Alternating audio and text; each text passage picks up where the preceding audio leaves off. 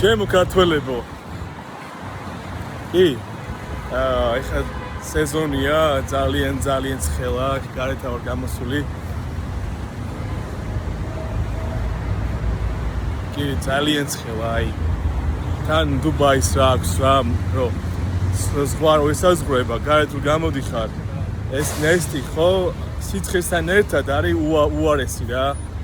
და აი გრევესველდები რა, აი საშინელება. ეგ არის ძალიან დიდი მინუსი ამ ქალაქის რა.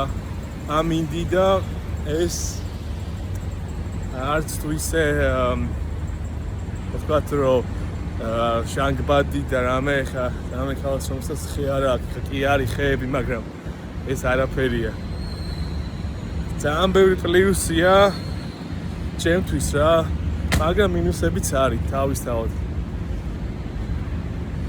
ხალხი ვინც ჩამოდის აქ პირველ ეტაპზე ხო მე ვიტყოდი რომ რაღაც მხრივ რთული იქნება რა ფეხი აუწყო რა ამ ქალაქს მაგრამ თუ ბოლომდე შეუბერავ ბოლომდე ანუ არ დანებდები თავისთავად